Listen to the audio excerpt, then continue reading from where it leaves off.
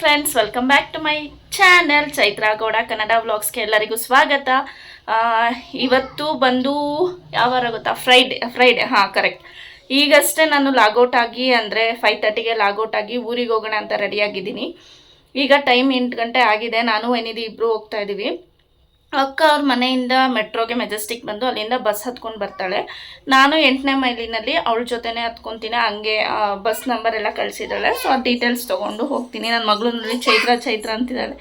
ಚೈತ್ರ ಅಮ್ಮ, ಚೇತು ಅಮ್ಮ ಏನೇನೋ ಕರೀತಾಳೆ. ನನ್ನ ಹೆಸರೆಲ್ಲ ಹಿಡ್ದು ದೊಡ್ಡವಳಾಗ್ತಾಳೆ. ಎಲ್ಲರ ಹೆಸ್ರನ್ನು ಕರೀತಾಳೆ. ಇವಾಗ ನೋಡಿ ನಿದ್ದೆ ಮಾಡೇ ಇಲ್ಲ. ವರ್ಕ್ ಫ್ರಮ್ ಹೋಮ್ ತೊಗೊಂಡಿದ್ದೀನಿ 2 ಡೇಸ್. ಊರಿಗೆ ತುಂಬ ದೂರ ಜರ್ನಿ ಮಾಡಬೇಕಲ್ವ, ಆಗಲ್ಲ.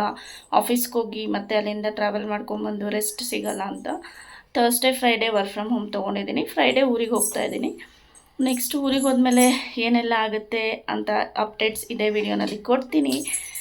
ನಾವು ಹೋಗ್ತಾ ಇರೋದು ಬಸ್ಸಲ್ಲಿ. ಸೊ ಅಕ್ಕ ಆಲ್ರೆಡಿ ನವರಂಗ್ ಹತ್ರ ಇದ್ದೀನಿ ಅಂದ್ಲು. ನಾನು ಹೊರಡ್ಬೇಕೀಗ, ಬರೋದಕ್ಕೆ ವೆಯ್ಟ್ ಮಾಡ್ತಾಯಿದ್ದೀನಿ. ಸೊ ಬನ್ನಿ ಹೊರಡೋಣ.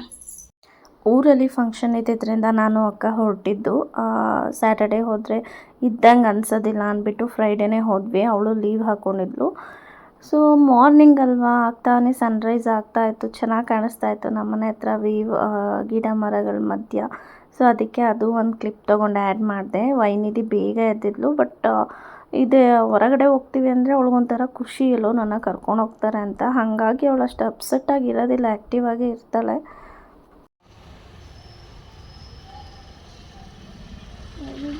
ಅಮ್ಮ ನೀನು ಮ್ಯಾಚಿಂಗ್ ವೈಟ್ ಆ್ಯಂಡ್ ವೈಟ್. ಈ ಕಲರ್ ಯಾವುದಮ್ಮ ನಿಂದು ಡ್ರೆಸ್ ಕಲರ್ ಯಾವುದು ಚಿನ್ನ ನಿಂದು? ವೈಟ್. ಅಮ್ಮನ ಡ್ರೆಸ್ ಕಲರ್ ಯಾವುದು? ವೈಟ್. ಲಗೇಜ್ ಎಲ್ಲ ನಾನು ಬೆಳಗ್ಗೆನೇ ಪ್ಯಾಕ್ ಮಾಡಿದ್ದು. ಲಾಗೌಟ್ ಆದಮೇಲೆ ಯಾವುದೂ ಮೊದಲೇ ಮಾಡ್ಕೊಂಡಿರಲಿಲ್ಲ, ಟೈಮ್ ಇರಲಿಲ್ಲ. ಸೊ ಎಲ್ಲನೂ ನೆನಪಲ್ಲಿ ಇಟ್ಕೊಂಡು ಆಲ್ಮೋಸ್ಟ್ ಎಲ್ಲ ತೊಗೊಂಡು ಹೋದೆ ನಾನು. ಯಾವುದ್ಯಾವ್ದು ಬೇಕು ಅಂತ ತುಂಬ ಲಗೇಜ್ ಎಲ್ಲ ತೊಗೊಂಡು ಹೋಗಲಿಲ್ಲ. ಮಗು ಇಟ್ಕೊಂಡು ಅಷ್ಟೊಂದೆಲ್ಲ ಎತ್ಕೊಂಡು ಹೋಗೋಕ್ಕಾಗೋದಿಲ್ಲ ಅಂದ್ಬಿಟ್ಟು ವೈನಿಧಿ ಬಟ್ಟೆ ಎಲ್ಲ ಆಲ್ಮೋಸ್ಟ್ ಅಲ್ಲೇ ಇತ್ತು. ಸ್ವಲ್ಪ ಹಾಗೆ ಮ್ಯಾನೇಜ್ ಮಾಡಿದೆ. ಫಂಕ್ಷನ್ ದಿನ ಹಾಕೋಕೆ ಮಾತ್ರ ಬಟ್ಟೆ ತೊಗೊಂಡು ಹೋದೆ. ಆದರೂ ಸ್ವಲ್ಪ ಲಗೇಜ್ ಜಾಸ್ತಿನೇ ಆಗೋಯ್ತು. ಬಸ್ ಕೂಡ ತುಂಬ ರಶ್ ಇತ್ತು. ಏನೂ ಹಬ್ಬ ಇರಲಿಲ್ಲ, ಏನಿಲ್ಲ, ಆದರೂ ಸಖತ್ ರಶ್ ಇತ್ತು. ಅಕ್ಕ ಮೆಜೆಸ್ಟಿಕ್ಕಿಂದನೇ ಒಂದು ಸೀಟ್ ರಿಸರ್ವ್ ಮಾಡ್ಕೊಂಬಂದಿದ್ಲು. ಹಾಗಾಗಿ ನನಗೆ ಏನು ಹಿಂಸೆ ಅನ್ನಿಸ್ಲಿಲ್ಲ. ಇಲ್ಲಿಂದನೇ ನಾನು ಒಬ್ಬಳೇ ಹೋಗ್ತೀನಿ ಅಂದಿದ್ದರೆ ಪಕ್ಕ ಸ್ಟ್ಯಾಂಡಿಂಗಲ್ಲೇ ಹೋಗಬೇಕಾಗಿತ್ತು. ಹಾಗಿತ್ತು ಸಿಚುವೇಶನ್. ನೆಕ್ಸ್ಟು ಅಲ್ಲೇ ಟಿಫನ್ಗೆ ಸ್ಟಾಪ್ ಕೊಟ್ಟರು. ಬಸ್ ಯೂಶ್ವಲಿ ನಿಲ್ಲಿಸ್ತಾರೆ ಯಡಿಯೂರು ಇಲ್ಲಾಂದರೆ ಬೆಳ್ಳೂರು ಕ್ರಾಸ್ ಆ ಕಡೆ ಟಿಫನ್ ಮಾಡ್ಕೊಳ್ಳೋದಕ್ಕೆ ಅಂತ ನಿಲ್ಲಿಸ್ತಾರೆ. ಸೊ ಅಲ್ಲಿ ಒಂದು ಇಡ್ಲಿ ವಡೆ ಮತ್ತು ವೈನಿಧಿಗೆ ಇಡ್ಲಿ ಪಾರ್ಸಲ್ ತೊಗೊಂಡ್ವಿ. ಅಲ್ಲಿ ತಿನ್ನಿಸ್ತಾ ಕೂತ್ಕೊಂಡ್ರೆ ಟೈಮ್ ಆಗಿಬಿಡುತ್ತೆ ಅಂತ. ಮತ್ತು ಮದ್ದೂರು ವಡೆ ಯಾರಿಗೆಲ್ಲ ಇಷ್ಟ ಅಂತ ಹೇಳಿ, ನನಗಂತೂ ತುಂಬ ಅಂದರೆ ತುಂಬ ಇಷ್ಟ. ಸೊ ಹಾಗಾಗಿ ವಡೆ ಕೂಡ ಒಂದು ತೊಗೊಂಡ್ವಿ. ವೈನಿಧಿ ಇದರಿಂದ ತಿನ್ನೋದು ಲೇಟ್ ಆಯಿತು, ಬಸ್ ಮೂವ್ ಆಗ್ತಾಯಿತ್ತು. ಅಷ್ಟರೊಳಗೆ ಹೊರಟೋದ್ವಿ. ಸದ್ಯ ಮಿಸ್ ಆಗಲಿಲ್ಲ. ವೈನಿಧಿ ಆ್ಯಕ್ಚುಲಾಗಿ ಬಸ್ ಜರ್ನಿನ ತುಂಬ ಎಂಜಾಯ್ ಮಾಡ್ತಾಳೆ. ಈ ಕಾರಲ್ಲೆಲ್ಲ ಹೋದರೆ ಅವಳು ವಾಮಿಟ್ ಮಾಡೋದು, ಒಂಥರ ಸಫೋಕೇಟ್ ಆಗೋದು ಎಲ್ಲ ಹಿಂಸೆ ಮಾಡ್ಕೋತಾಳೆ. ಬಟ್ ಬಸ್ಸಲ್ಲಿ ನಾನು ಯಾವತ್ತೂ ಅವಳನ್ನ ಆ ಥರ ನೋಡಿಲ್ಲ. ಆರಾಮಾಗಿರ್ತಾಳೆ ಎಂಜಾಯ್ ಮಾಡಿಕೊಂಡು. ಕ್ಲೈಮೇಟ್ ನೋಡಿ, ವೆದರು ಎಷ್ಟು ಕೂಲಾಗಿದೆ ಹೋಗುವಾಗ. ನೆಕ್ಸ್ಟ್ ನಾವು ಊರಿಗೆ ರೀಚ್ ಆದ್ವಿ. ಅಣ್ಣ ಬರ್ತೀನಿ ಅಂದ. ಬೇಡ, ನಾವೇ ಆಟೋ ಮಾಡ್ಕೊಂಡು ಬರ್ತೀವಿ ಅಂದ್ಬಿಟ್ಟು ನಾನು ಅಕ್ಕ ಆಟೋ ಮಾಡ್ಕೊಂಡು ಹೋಗ್ತಾಯಿದ್ದೀವಿ. ಅವಳಂತೂ ತುಂಬ ದಿನ ಆಗಿತ್ತು ಊರಿಗೆ ಬಂದಿರಲಿಲ್ಲ. ಬ್ಯುಸಿ ಸ್ಕೆಡ್ಯೂಲ್, ಮಕ್ಕಳು ಸ್ಕೂಲು ಅದು ಇದು ಅಂದ್ಕೊಂಡು. ಸೊ ಈಗ ಟೈಮ್ ಸಿಕ್ತು.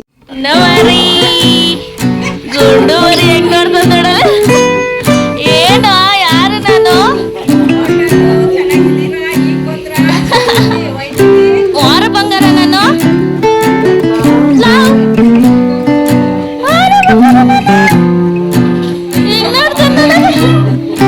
ಜುಟ್ಟೆಲ್ಲ ನಿಂದು ಜುಟ್ಟು ಕೂದಲು ಹೋಯ್ತದಲ್ಲ ಮಗ್ಲೆ, ನಿಂದು ಬೆವ್ತೋಗಿದ್ದೀವಲ್ಲ ಚಿನ್ನು.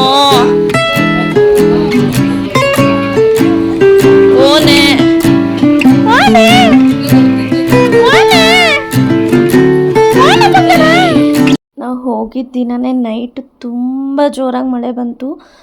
2 ಡೇಸಿಂದ ಬರ್ತಾ ಇತ್ತಂತೆ. ನನಗೆ ಮಳೆ ನೋಡಂತೂ ಯಪ್ಪ ಅಷ್ಟು ಖುಷಿ ಆಯಿತು ಗೊತ್ತಾ. ತಣ್ಣಗಾಗ್ತಾಯಿತ್ತು. ನಮ್ಮಮ್ಮ ಬಾಗ್ಲಾಕೆ ಸೊಳ್ಳೆ ಬರುತ್ತೆ ಅಂದರೆ ಸುಮ್ಮನಿರಮ್ಮ, ತಣ್ಣಗೆ ಗಾಳಿ ಬರ್ತಾಯಿದೆ, ಮಳೆ ನೋಡೋಣ ಅಂದ್ಬಿಟ್ಟು ನಾನು ಡೋರ್ ಹತ್ರನೇ ಕೂತ್ಕೊಂಡಿದ್ದೆ. ಫುಲ್ ಗುಡುಗು ಮಿಂಚು, ಅಷ್ಟು ಜೋರು ಮಳೆ. ಎಷ್ಟು ಖುಷಿ ಆಯಿತು ಗೊತ್ತಾ, ನಮ್ಮ ಬೆಂಗಳೂರಲ್ಲೇ ಇಲ್ವಲ್ಲಪ್ಪ ಅನ್ನಿಸ್ತು.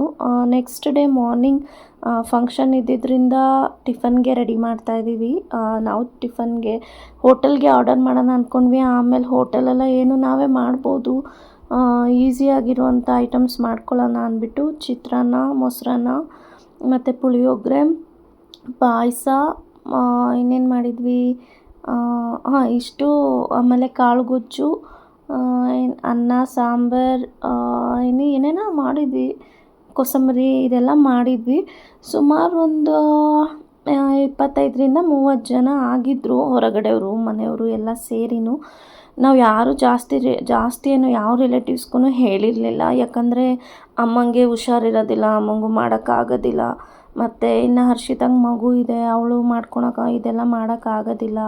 ಇವೆಲ್ಲ ರಿಸ್ಕ್. ಮತ್ತು ಅವ್ರ ಮನೆಗೆ ತಿರುಪತಿಗೆ ಒಂದು ಸಲ ಹೊರಟ್ಮೇಲೆ ಮನೆಗೆ ಬರೋಂಗೇ ಇಲ್ಲ ಅವರು.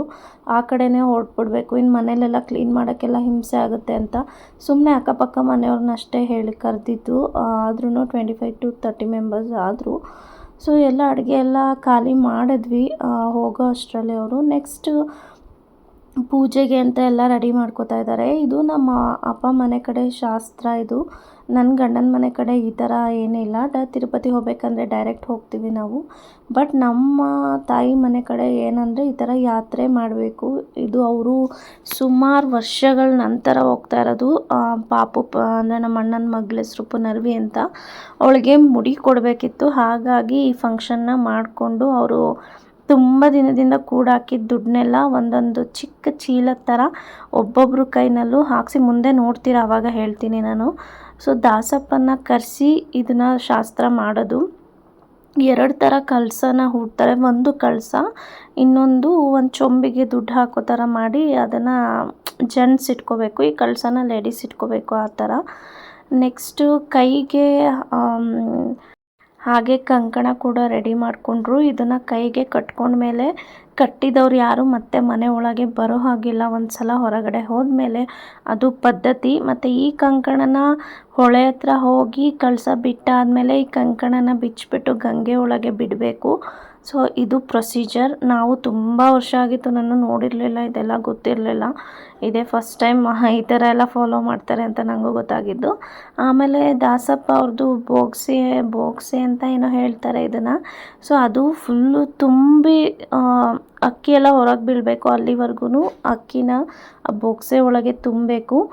ನೆಕ್ಸ್ಟು ನಾನು ಪುನರ್ವಿ ಕೈನಲ್ಲಿ 3 ಹಿಡಿ ಇದನ್ನು ಕಾಯಿನ್ಸ್ನೆಲ್ಲನೂ ಆ ಚೀಲದೊಳಗೆ ಹಾಕಿ ಕಟ್ಟಬೇಕು. ಎಲ್ಲರೂ 3 ಸಲ ಹಾಕಬೇಕು, ಇಲ್ಲ ಒಂದು ಸಲ ಹಾಕಬೇಕು.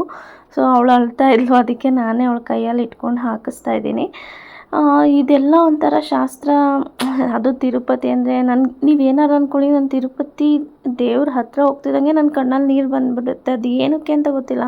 ನನಗೆ ಯಾವ ದೇವರಿಗೂ ನನಗೆ ಅಷ್ಟಿದು ಬರಲ್ಲ. ಒಂಥರ ವೈಬ್ರೇಷನ್ ಅನಿಸುತ್ತೆ, ಥರ ಕಣ್ಣಲ್ಲಿ ಹಾಗೆ ನೀರು ತುಂಬ್ಕೊಂಡ್ಬಿಡುತ್ತೆ. ಅದು ಏನೋ ಗೊತ್ತಿಲ್ಲ. ನಾನು ಎಷ್ಟು ಸಲ ಅಬ್ಸರ್ವ್ ಮಾಡಿದ್ದೀನಿ. ನಾನು ಆಲ್ಮೋಸ್ಟ್ 2 to 3 ಟೈಮ್ಸ್ ಹೋಗಿದ್ದೀನಿ ಆಫ್ಟರ್ ಮ್ಯಾರೇಜ್. ಅಷ್ಟು ಸಲವೂ ನನಗೆ ಹಾಗೆ ಫೀಲ್ ಆಗಿರೋದು. ಬೇರೆ ಯಾವ ದೇವಸ್ಥಾನಕ್ಕೆ ಹೋದ್ರೂ ನನಗೆ ಹಂಗೆ ಅನಿಸೋದಿಲ್ಲ. ಬಟ್ ತಿರುಪತಿ ಅಲ್ಲಿ ದೇವ್ರ ದರ್ಶನ ಆಗ್ತಿದ್ದಂಗೆ ಕಣ್ಣಲ್ಲಿ ನೀರು ತುಂಬ್ಕೊಂಡ್ಬಿಡುತ್ತೆ. ಅದೇ ಪವಾಡ ಅಂತಾರಲ್ಲ, ಹಾಗೆ ಅನಿಸುತ್ತೆ. ನೆಕ್ಸ್ಟ್ ಎಲ್ಲರೂ ಒಂದೊಂದು ಹಿಡಿ ಹಾಕಿ, ಅದು ಸುಮಾರು ಒಂದು 5-6 ಚೀಲ ಆಯಿತು. ಅದನ್ನು ಕಟ್ಟಿ ಇದನ್ನು ತೊಗೊಂಡೋಗಿ ಹುಂಡಿಗೆ ಹಾಕ್ತಾರೆ. ಮತ್ತು ಈ ಯಾತ್ರೆ ಮಾಡಿದಾಗ ಹೋಗುವಾಗ ಎಲ್ಲ ರೋಡಲ್ಲಿ ಜನಗಳೆಲ್ಲ ಅದಕ್ಕೆ ಹುಂಡಿ ಒಳಗೆ ಕಾಸು ಹಾಕಿರ್ತಾರೆ. ಅದನ್ನು ಸಹ ತೊಗೊಂಡೋಗಿ ತಿರುಪತಿ ಹುಂಡಿನಲ್ಲಿ ಹಾಕಬೇಕು. ಮತ್ತು ನನಗೆ ಅಕ್ಕ ಒಂದು ಇನ್ಸಿಡೆಂಟ್ ಹೇಳಿದ್ಲು. ತಿರುಪತಿ ಹುಂಡಿನಲ್ಲಿ ಹೀಗೆ ಮಗು ಕೈಲಿ ಯಾರೋ ದುಡ್ಡು ಹಾಕ್ಸೋಕ್ಕೋಗಿ ಮಗು ಹುಂಡಿ ಒಳಗೆ ಬಿದ್ದೋಗ್ಬಿಟ್ಟಿತ್ತಂತೆ. ಸೊ ಅದು ಒಂದು ಸಲ ಹುಂಡಿ ಒಳಗೆ ಏನೇ ಹೋದ್ರೂ ಅದು ದೇವರಿಗೆ, ಆ ತಿರುಪತಿಯ ಟ್ರಸ್ಟ್ಗೆ ಸೇರುತ್ತಂತೆ. ಸೊ ಹಾಗೆ ಆ ಮಗುನೂ ಕೂಡ ಅವರು ಟ್ರಸ್ಟ್ಗೆ ಸೇರಿತು ಅಂದ್ಬಿಟ್ಟು ಅವರೇ ಇಟ್ಕೊಂಡು ಅದನ್ನು ಸಾಕಿ ಒಂದು ಮೆಜಾರಿಟಿ ಏಜಿಗೆ ಬಂದಾಗ, ಒಂದು 18 ವರ್ಷ ಆದಾಗ ಆ ಮಗುಗೆ ಹೇಳಿದ್ರಂತೆ ಈ ಥರ ಇನ್ಸಿಡೆಂಟ್ ಆಗಿತ್ತು, ಅದಕ್ಕೆ ನಿನ್ನೆ ಇಲ್ಲಿ ಇಟ್ಕೊಂಡಿದ್ದೀವಿ ಅಂತ. ಅವರು ಪೇರೆಂಟ್ಸ್ ಎಷ್ಟು ಕೇಳಿದ್ರೂ ಮಗು ಕೊಟ್ಟಿರಲಿಲ್ವಂತೆ. ಅದು ಲೀಗಲ್ ಆಗಿ ಕೋರ್ಟಲ್ಲೆಲ್ಲ ಆ್ಯಕ್ಷನ್ ಆಗಿ ಎಲ್ಲ ಆಯ್ತಂತೆ. ಬಟ್ ಆದ್ರೂ ಮಗು ಕೊಡಲಿಲ್ವಂತೆ. ಇವಾಗ ಅವರೇನೆ ಅಲ್ಲಿ ಪೂಜಾರಿಯಾಗಿ ಕೆಲಸ ಮಾಡ್ತಿದ್ದಾರಂತೆ. ಫುಲ್ ಬ್ರಾಹ್ಮಿನ್ಸ್ ಥರ ಕನ್ವರ್ಟ್ ಮಾಡಿ, ಅಂದರೆ ಪೂಜೆ ಪುನಸ್ಕಾರ ಆ ಸಂಪ್ರದಾಯ ಆ ಥರನೇ ಬೆಳೆಸಿದ್ದಾರೆ ಅವ್ರನ್ನ ಅಂತ ಕೇಳ್ಪಟ್ಟೆ. ಸೊ ಹಾಗಾಗಿ ಮಕ್ಕಳು ಕೈಲಿ ಹಾಕಿಸುವಾಗ ಹುಷಾರು ಅಂತ ಹೇಳ್ತೀನಿ. ನೆಕ್ಸ್ಟು ಎಲ್ಲರಿಗೂ ನಾಮ ಹಾಕಿದ್ರು. ಇವರು ಲೇಡೀಸ್ಗೆ ಹಾಕಲ್ಲ ಅಂದರು. ಕೆಲವೊಂದು ಕಡೆ ಹಾಕ್ತಾರೆ ಲೇಡೀಸ್ಗೆ, ಕೆಲವೊಂದು ಕಡೆ ಹಾಕೋದಿಲ್ಲ. ಸೊ ನಾವು ಕರೆಸಿದಂಥ ದಾಸಪ್ಪ ಅವರು ಹಾಕೋದಿಲ್ಲ ಅಂದರು. ಹಾಗೆ ಬೊಟ್ಟಿಟ್ಕೊಂಡ್ವಿ ನಾವೆಲ್ಲ. ನನ್ನ ತಾಯಿ ಮನೆ ದೇವ್ರೂ ಲಕ್ಷ್ಮೀ ವೆಂಕಟೇಶ್ವರ, ನನ್ನ ಗಂಡನ ಮನೆ ದೇವ್ರೂ ಲಕ್ಷ್ಮೀ ವೆಂಕಟೇಶ್ವರ. ಹಾಗಾಗಿ ನಾವು ತಿರುಪತಿಗೆ ಹೋಗ್ತಾನೆ ಇರ್ತೀವಿ. ಲಡ್ಡು ತುಂಬ ನಿಕ್ನೇಮ್ ಲಡ್ಡು ಅಂತೀವಿ. ಪುನರ್ವಿ ತುಂಬ ಅಳ್ತಾ ಇದ್ಲು, ಹೆದರ್ಕೊಂಡು ಪಾಪ. ಆದರೂ ಬಿಡಲಿಲ್ಲ, ಹಾಕ್ಸಿದ್ವಿ. ಅವಳದೇ ಅಲ್ವಾ ಮೇಯ್ನ್ ಇರೋದು.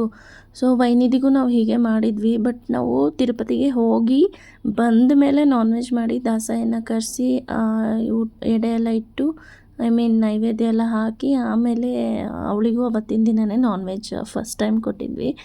ಸೊ ಒಬ್ಬೊಬ್ಬರು ಕಡೆ ಒಂದೊಂದು ಥರ ಶಾಸ್ತ್ರ ಇರುತ್ತೆ. ನಮ್ಮ ತಾಯಿ ಮನೆ ಕಡೆ ಅವ್ರು ನಾನ್ ವೆಜ್ ಮಾಡೋದೇ ಇಲ್ಲ ವೆಂಕಟೇಶ್ವರಂಗೆ, ವೆಜ್ಜೇನೆ. ಬಟ್ ನನ್ನ ಹಸ್ಬೆಂಡ್ ಮನೆ ಕಡೆ ನಾನ್ ವೆಜ್ಜೇ ಮಾಡೋದು. ಸೊ ಎಲ್ಲರೂ ನಾಮ ಎಲ್ಲ ಹಾಕಿಸ್ಕೊಂಡು ಟೈಮ್ ಆಯಿತು. ಅವ್ರು ಇಲ್ಲಿಂದ ಮುಳಿಬಾಗಿಲು ಹೋಗಿ ಅಲ್ಲಿಂದ ತಿರುಪತಿ ಹೋಗ್ಬೇಕು ಅಂದ್ಕೊಂಡ್ರು. ಬಟ್ ಲೇಟ್ ಆಗಿದ್ದರಿಂದ ಅಲ್ಲಿಗೆ ಹೋಗೋಕ್ಕಾಗಲಿಲ್ಲಂತೆ. ನೆಕ್ಸ್ಟು ಎಲ್ಲ ದಾಸಪ್ಪ ಅವರು ಈ ಥರ ಎಲ್ಲ ಪೂಜೆ, ವೈನಿದಿಗೆ ದಾಸ ಏನು ಕಂಡ್ರೆ ಭಯ, ಶಂಕು ಎಲ್ಲ ಕೂಗೋದಕ್ಕೆ ಹೆದರ್ಕೊಳತ್ತದು. ಅದಕ್ಕೆ ದೂರ ನಿಂತಿತ್ತು. ಅದು ಮತ್ತು ಮಲಗಿಬಿಟ್ಟಿದ್ಲು ಅವಳು. ಅಷ್ಟು ಸೌಂಡ್ ಆಗ್ತಿದ್ರು ಎಚ್ಚರನೇ ಇಲ್ಲ ಅವಳಿಗೆ. ನಾನು ಅವಳ ಕೈಲೂ ದುಡ್ಡೆಲ್ಲ ಹಾಕ್ಸೋಣ ಇದಕ್ಕೆ ಹುಂಡಿಗೆ ಹಾಕೋಕ್ಕೆ ಅಂದ್ಬಿಟ್ಟು ನೋಡಿದೆ. ಅವಳು ಎದ್ದೇಳಲೇ ಇಲ್ಲ. ಆಮೇಲೆ ನೆಕ್ಸ್ಟು ಅಣ್ಣ ಇಟ್ಕೊಂಡಿದ್ದು ಹುಂಡಿಗೆ ಅವಳ ಕೈಲಿ ದುಡ್ಡು ಹಾಕಿಸ್ದೆ. ತುಂಬ ನಿದ್ದೆ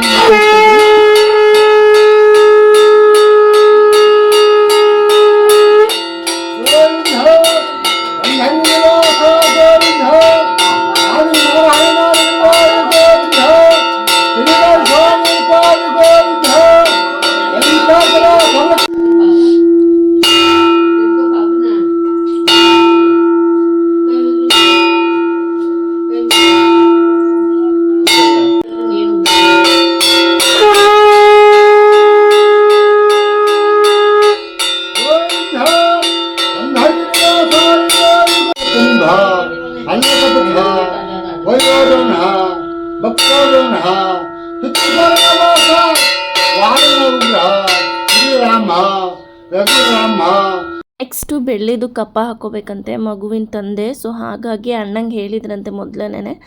ಅದಕ್ಕೆ ಅವನೊಂದು ಕಪ್ಪ ತೊಗೊಂಬಂದಿದ್ದ. ಅದನ್ನು ರೆಗ್ಯುಲರ್ ಆಗಿ ಯೂಸ್ ಮಾಡ್ಬೋದು, ಇಲ್ಲಾಂದರೆ ಬಿಚ್ಚಾದರೂ ಇಡ್ಬೋದು. ಶಾಸ್ತ್ರದ ಪ್ರಕಾರ ಹಾಕೋಬೇಕು ಎಲ್ಲ ಇದೀನಮ್ಮ.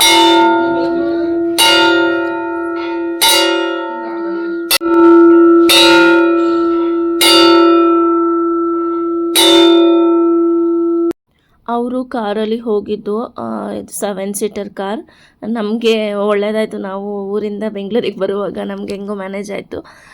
ಸೊ ಗಾಡಿಗೆಲ್ಲ ಪೂಜೆ ಮಾಡ್ತಿದ್ದಾರೆ. ಯೂಶ್ವಲಿ ಎಲ್ಲಾದರೂ ಈಗ ಥರ ಪ್ರಯಾಣ ಮಾಡ್ತಾಯಿದ್ದೀವಿ, ಟ್ರಿಪ್ ಎಲ್ಲರೂ ಹೋಗ್ತಿದ್ದೀವಿ ಅಂದರೆ ಮಾಡ್ತಾರೆ ಗಾಡಿಗೆ ಪೂಜೆ. ಸೊ ಹಾಗಾಗಿ ಪೂಜೆ ಮಾಡಿ ಆಲ್ಮೋಸ್ಟ್ ಟೈಮು 1 o'clock ಆಗಿಬಿಟ್ಟಿತ್ತು ಅಂದ್ಕೊಳ್ಳಿ. ಎಷ್ಟು ಬಿಸಿಲು ಅಂದರೆ ಕಾಲಿಡೋಕ್ಕೂ ಆಗ್ತಾಯಿಲ್ಲ, ಅಷ್ಟು ಬಿಸಿಲು. ಪಾಪ ನಮ್ಮ ಅಣ್ಣನೋ ಹರ್ಷಿತನೋ ಅದು ಹೆಂಗೋದ್ರು ಅಂದ್ಕೊಂಡ್ವಿ ನಾವು. ಹೊಳೆವರೆಗೂ ತುಂಬ ಆಲ್ಮೋಸ್ಟ್ 1.25 ಕಿಲೋಮೀಟ್ರ್ ಆದರೂ ನಡಿಬೇಕು. ನಾವು ಮನೆಯಿಂದ ಒಂದು 5 ನಿಮಿಷ ಅಲ್ಲಿ ದೇವಸ್ಥಾನದ ಹತ್ರ ಡ್ರಾಪ್ ಮಾಡೋಕ್ಕೆ ಹೋದ್ವಿ. ಆಗಲೇ ಇಲ್ಲ, ನಮಗೆ ಬಿಸಿಲು ಕಾಲೇ ಇಡೋಕ್ಕಾಗಲಿಲ್ಲ ಪಾಪ. ಅದಕ್ಕೆ ನಾವು ಯಾರೂ ಹೋಗಲೇ ಇಲ್ಲ ಅವ್ರ ಜೊತೆ. ಅವರಿಬ್ಬರು ಮತ್ತು ನಮ್ಮಪ್ಪ ದಾಸಪ್ಪ ಇಷ್ಟೇ ಜನ ಹೋಗಿದ್ದು, 4 ಜನ ಹೋಗಿದ್ದು. ಅವರೇ ಎಲ್ಲ ಹೊಳೆ ಹತ್ರ ಶಾಸ್ತ್ರ ಮುಗಿಸ್ಕೊಂಡು ಅಲ್ಲಿ ನಮಗೆ ವೆಯ್ಟ್ ಮಾಡ್ತಾಯಿದ್ರು. ನಾನು ಅಕ್ಕ ಇಲ್ಲಿ ಮನೆಯಲ್ಲೆಲ್ಲ ಕ್ಲೀನ್ ಮಾಡಿ ಹೋಗಬೇಕಾಯ್ತು. ಯಾಕಂದರೆ ಅವ್ರು ಬರೋದು ಆಲ್ಮೋಸ್ಟ್ 3 days ಆಗುತ್ತೆ ಅಂತ ಹೇಳಿದರು. ಅಲ್ಲೇ ಎಲ್ಲ ಸುತ್ತಮುತ್ತ ನೋಡ್ಕೊಂಬರ್ತೀವಿ ಅಂತ. ನೆಕ್ಸ್ಟು ತಂದೆ ತಾಯಿ ಇಬ್ರಿಗೂ ಹಾರ ಹಾಕ್ತಿದ್ದಾರೆ. ಅಲ್ಲೇ ನಮ್ಮ ಪುನರ್ವಿಗೆ ಹುಡ್ಕಿದ್ರು, ಚಿಕ್ಕ ಹಾರ ಎಲ್ಲೂ ಸಿಗಲಿಲ್ಲ. ಸೊ ಹಾಗಾಗಿ ಅವಳಿಗೆ ಮಲ್ಲಿಗೆ ಹೂವಲ್ಲೇ ಹಾರ ಮಾಡಿ ಹಾಕಿದ್ದೀವಿ. ಎಷ್ಟು ಚೆನ್ನಾಗಿ ಕಾಣ್ತಿತ್ತು ಗೊತ್ತಾ, ಅದು ಬನ್ನೂರು ಕುರಿ ಥರ ಕಾಣ್ತಾಯಿತ್ತು. ನೆಕ್ಸ್ಟು ಕೈಗೆ ಸ್ವಲ್ಪ ತುಪ್ಪ ಸವರಿ ಅದನ್ನು ಅಕ್ಕಿನಲ್ಲಿ, ಅಂದರೆ ಆ ಕೈನ ಅಕ್ಕಿನಲ್ಲೇ ಅದ್ದಬೇಕು. ಅಕ್ಕಿ ಎಲ್ಲ ನಮ್ಮ ಕೈಗೆ ಅಂಟ್ಕೊಳುತ್ತಲ್ಲ, ಅದನ್ನು ಅವರು ಅಕ್ಷತೆ ಥರ ತಲೆ ಮೇಲೆ ಹಾಕ್ತಾರೆ. ಇದನ್ನು 3 ಸಲ ಮಾಡಿದರು. ಅಣ್ಣಂಗೆ ಮತ್ತು ಅತ್ತಿಗೆಗೆ ಇಬ್ರಿಗೂ ಮಾಡಿಸಿದ್ರು ಇದು ಶಾಸ್ತ್ರನ. ಏನೇನೆಲ್ಲ ಪ್ರೊಸೀಜರ್ ಇದೆ ಅನ್ನಿಸ್ತು. ನಾವು ಅದೇ ಹೇಳ್ತಾ ಇದ್ವಿ, ಇದೆಲ್ಲ ರಿಸ್ಕು. ಈ ಸಲ ಹೋದಾಗ ತಪ್ಪು ಕಾಣಿಕೆ ಹಾಕಿಬಿಟ್ಟು ಕೇಳ್ಕೊಂಬನ್ನಿ, ಇನ್ಮೇಲೆ ಈ ಥರ ಎಲ್ಲ ಆಗಲ್ಲ, ಮಾಡೋಕ್ಕಾಗಲ್ಲ ಅಂತ ಹೇಳಿಬಿಟ್ಟು ಅಂತ. ನೋಡಿ ಎಷ್ಟು ಮುದ್ದಾಗಿ ಕಾಣ್ತಿತ್ತು, ಮುದ್ದು ಕೃಷ್ಣ ಇದು. ಈ ಕೂದಲು ಹೋಗ್ಬಿಟ್ಟು ನೋಡೋಕ್ಕಾಗಲ್ಲ, ಹಂಗಾಗ್ಬಿಟ್ಟೈತೆ. ಮಕ್ಕಳು ಕೂದಲಿದ್ರೇ ಚೆಂದ ರೀ, ಎಸ್ಪೆಷಲಿ ಹೆಣ್ಮಕ್ಳಿಗೆ. ಹಾಕಿದ ಕಾಲು ಗಂಟೆಗೆಲ್ಲ ಹೂವೆಲ್ಲ ಕಿತ್ತಿ ಬೊಟ್ಟೆಲ್ಲ ಅಳಿಸ್ಕೊಂಡು ಮತ್ತೆ ನಾರ್ಮಲ್ ಆಗೋದ್ಲು. ಹಾಗೆ ಅವ್ರ ಅಪ್ಪ ಅಮ್ಮ ಮಗುದೊಂದು ವಿಡಿಯೋ ಕ್ಯಾಪ್ಚರ್ ಮಾಡಿ ಹಾಕಿದ್ದೀನಿ.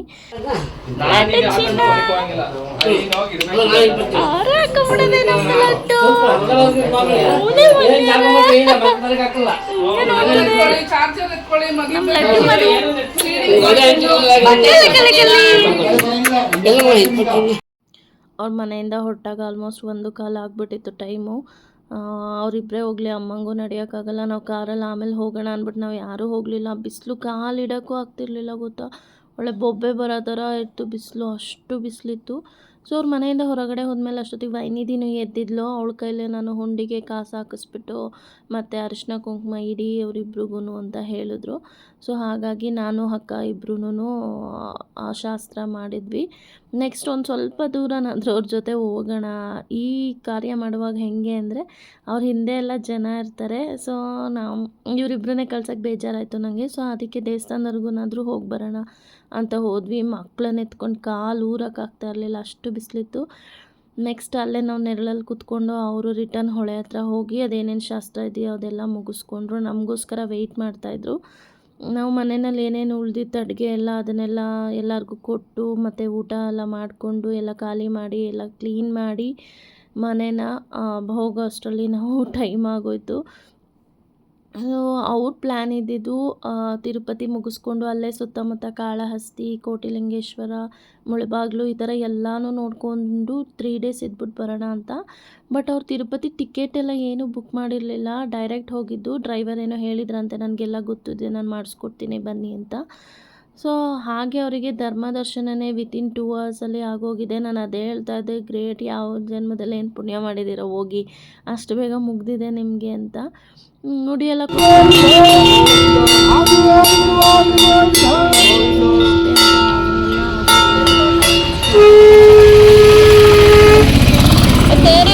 ಒನ್ ಇಯರ್ ಒಳಗಿದ್ರೆ ಮಕ್ಕಳು ತಂದೆ ತಾಯಿಗೆ ಡೈರೆಕ್ಟ್ ಬಿಡ್ತಾರೆ. ಅದು 1 ಅವರಲ್ಲಿ ದರ್ಶನ ಆಗಿಬಿಡುತ್ತೆ. ನಾನು ವೈನಿದಿಗೆ ಮಾಡಿಸುವಾಗ ಹಾಗೆ ಆಗಿದ್ದು.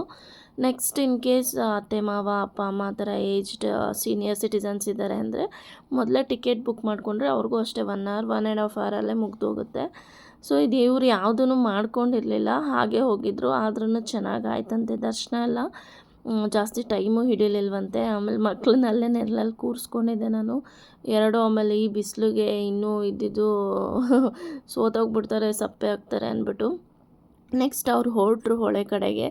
ಆಮೇಲೆ ಅಮ್ಮನೂ ನಾನು ಎಲ್ಲ ಮಕ್ಕಳನ್ನೆಲ್ಲ ಕರ್ಕೊಂಡು ಮನೆ ಕಡೆ ಬಂದ್ವಿ. ಆಮೇಲೆ ಎಲ್ಲ ಕ್ಲೀನ್ ಮಾಡಿ ನಾವು ಹೊರಟಾಗ ಟೈಮ್ 2 ಗಂಟೆ. ನಾವು ಊರು ಬಿಟ್ಟಾಗ ನೋಡಿ ಇದೇ ದೇವಸ್ಥಾನ, ನಮ್ಮ ಲಾಸ್ಟ್ ಜಾತ್ರೆ ತೋರಿಸಿದೆ ಅಲ್ಲ, ಊರಿನ ಜಾತ್ರೆ, ಲಕ್ಷ್ಮೀ ನರಸಿಂಹಸ್ವಾಮಿ ಟೆಂಪಲ್ ಇದೇನೇ. ಯಾವುದೇ ಕಾರ್ಯ ಶುಭ ಕಾರ್ಯಗಳಾದ್ರೂ ಮನೆಗಳಲ್ಲಿ ಎಲ್ಲರೂ ಇಲ್ಲಿಗೆ ಬಂದು ಇಡಗಾಯಿ ಹಾಕಿ ಪೂಜೆ ಮಾಡಿಸ್ಕೊಂಡೇ ಹೋಗೋದು. ನೆಕ್ಸ್ಟ್ ಅಲ್ಲೇ ನಾವು ಹೊಳೆ ಹತ್ರ ಹೋದ್ಮೇಲೆ ಎಲ್ಲ ಹತ್ಕೊಂಡು ಬೆಂಗಳೂರು ಕಡೆ ಹೊರಟ್ವಿ. ನಾವು ಬೆಂಗಳೂರಿಗೆ ಬರುವಾಗ ಮಿಡಲಲ್ಲೇ ಸ್ಟಾಪ್ ಮಾಡ್ಕೊಂಡು ಕಾಫಿ ಟೀ ಊಟ ತಿಂಡಿ ಅಂದ್ಕೊಂಡು ಅಲ್ಲೋ ಟೈಮ್ ಆಗೋಯಿತು. ಆಮೇಲೆ ವೈನಿದಿನ ಊರ ಹತ್ರನೇ ಬರೋದು ಪಿಕ್ ಮಾಡ್ತೀನಿ ಅಂತ ಅಂದರು. ಸೊ ಹಾಗಾಗಿ ನೆಲಮಂಗಲ ಹತ್ರನೇ ನಾನು ವೈನಿದಿನ ಬಿಟ್ಬಿಟ್ಟು ಮನೆಗೆ ಬಂದೆ. ಎಲ್ಲರೂ ಒಂದೊಂದು ಥರ ಬ್ಯುಸಿ ಇದ್ದರು. ನನಗಂತೂ ಸಿಕ್ಕಾಪಟ್ಟೆ ಟಯರ್ಡ್ ಆಗೋಗಿತ್ತು, ನಿದ್ದೆನೂ ಇಲ್ಲ, ಮನೆ ಕೆಲಸ ಹೀಗಾಗಿತ್ತು. ಎಷ್ಟಾಗುತ್ತೋ ಅಷ್ಟು ಕೆಲಸ ಮಾಡ್ಕೊಟ್ಟು ಬಂದ್ವಿ. ಇನ್ನೂ ಎಲ್ಲ ಕ್ಲೀನ್ ಮಾಡಬೇಕಿತ್ತು. ಬಟ್ ಅಮ್ಮ ನಾವು ಹೋದ್ಮೇಲೆ ಮಾಡ್ಕೋತೀವಿ ಬನ್ನಿ, ನೀವು ಸುಸ್ತಾಗ್ತೀರಾ, ಮತ್ತು ನಾಳೆಯಿಂದ ಕೆಲ್ಸಕ್ಕೆ ಹೋಗಬೇಕು ಅಂತ ಅಂದರು. ಸೊ ಹಾಗಾಗಿ ಎಷ್ಟು ಮಾಡೋಕ್ಕಾಗುತ್ತೋ ಅಷ್ಟು ಮಾಡಿಕೊಟ್ಟು ಬಂದ್ವಿ. ನೆಕ್ಸ್ಟು ಊಟ ಮಾಡಿಕೊಂಡು ನಾವೆಲ್ಲ ಬೆಂಗಳೂರು ರೀಚ್ ಆದಾಗ ಆಲ್ಮೋಸ್ಟ್ 6 o'clock ಆಗಿತ್ತು. ಅಕ್ಕನ ಬಾರೆ ಮನೆಗೆ 1-2 ಅವರ್ ಇದ್ದು ಹೋಗುವಂತೆ ಅಂತ. ಅವಳು ತುಂಬ ದಿನ ಆಗಿತ್ತು ನಮ್ಮ ಮನೆಗೆ ಬಂದಿರಲಿಲ್ಲ. ಸೊ ಹಾಗಾಗಿ ಅವಳು ಬಂದಳು. ಮತ್ತು ಪಿಜ್ಜಾ ಆರ್ಡರ್ ಮಾಡಿದೆ ನಾನು. ಏನು ಮಾಡೋಷ್ಟು ಶಕ್ತಿ ಇರಲಿಲ್ಲ ನನಗೆ. ಸೊ ಪಿಜ್ಜಾ ತಿಂದ್ಕೊಂಡು ಅವಳು ಮನೆ ಕಡೆ ಹೊರಟಾಗ 7:30 ಆಗಿತ್ತು. ಹಾಗೆ ಸ್ವಲ್ಪ ಚಿಲ್ ಮಾಡ್ಕೊಂಡು ಮಾತಾಡಿಕೊಂಡು ಅವಳು ಎಲ್ಲೇ ತಿನ್ಕೊಂಡು ಇನ್ನೇನು ಊಟ ಮಾಡಲ್ಲ ಅಂದ್ಬಿಟ್ಟು ಹೊರಟ್ಲು. ಸೊ ಹೀಗಿತ್ತು ನಮ್ಮ ದಿನ ಮತ್ತು ನಮ್ಮ ಮನೆ ಫಂಕ್ಷನ್. ನಿಮ್ಮ ಮನೇಲೆಲ್ಲ ಯಾರೆಲ್ಲ, ನಿಮ್ಮ ಕಡೆ ಯಾರೆಲ್ಲ ಹೀಗೆ ಮಾಡ್ತೀರಾ ಅಂತ ಕಮೆಂಟ್ ಮಾಡಿ ಹೇಳಿ ಅಂತ ಹೇಳ್ತಾ ಈ ವಿಡಿಯೋನ ಇಲ್ಲಿಗೆ ಎಂಡ್ ಮಾಡ್ತೀನಿ. Thank you for watching.